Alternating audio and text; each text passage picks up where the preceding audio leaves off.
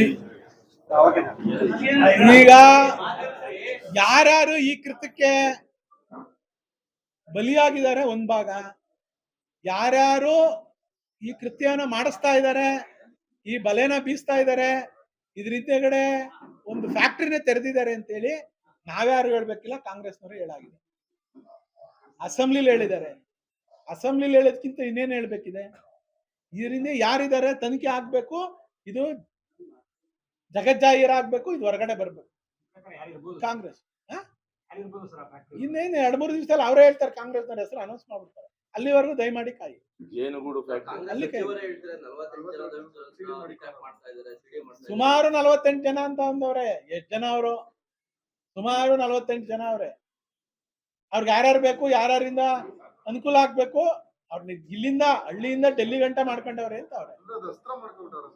ವಸ್ತ್ರನೇ ಅವರೇ ಹೇಳೋರಲ್ಲಪ್ಪ, ಅವರೇ ಮನೆಯಲ್ಲ ಹೇಳಿದ್ರಲ್ಲ, ನನ್ ತಮ್ಮ ಡಿ ಕೆ ಸುರೇಶ್ ಅವ್ರನ್ನ ಸೋಲ್ಸಿರ್ತಕ್ಕಂಥವ್ರಿಗೆ ಲೆಕ್ಕ ಚಿತ್ ಮಾಡ್ತಾ ಇದ್ದೀನಿ ಅಂತ ಹೇಳೋರಲ್ವಾ? ಒಂದು ಯೋಗೇಶ್ ಚಿತ್ ಮಾಡಿದ್ದೀನಿ, ಒಂದು ಮುನ್ರತ್ನ ಚಿತ್ ಮಾಡಿದ್ದೀನಿ, ಇನ್ಯಾರ್ಯಾರು ಚಿತ್ ಮಾಡ್ಬೇಕು ಅಂತ, ಯಾರ್ಯಾರು ಚಿತ್ ಮಾಡ್ಬೇಕು ಮಾಡ್ಕೊಂಡ್ ಬರ್ತಾವ್ರೆ. ಅದೇನ ಏನ್ ಮಾಡೋರೀಗ?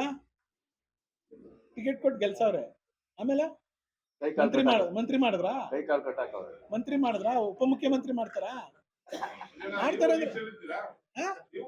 ಎಲ್ಲಾರು ಇದೀವಿ, ಕಾಂಗ್ರೆಸ್ನವರು ಇದ್ಮೇಲೆ JDS ನವರು ಬಿಜೆಪಿ ಇರಲ್ಲ, ಎಲ್ಲಾರು ಇದ್ದೀವಿ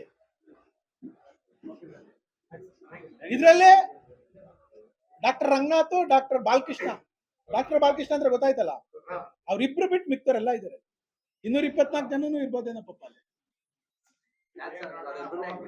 ಅವ್ರಿಬ್ರು ಇವ್ರು ನೋಡ್ಕೊಳಕ್ಕೆ ಇಬ್ರು ಡಾಕ್ಟರ್ ಅಲ್ವಾ, ಸ್ವಲ್ಪ ಇಬ್ರು ಡಾಕ್ಟರ್ ಅಲ್ವಾ, ಹುಷಾರಾಗಿರ್ಲಿ.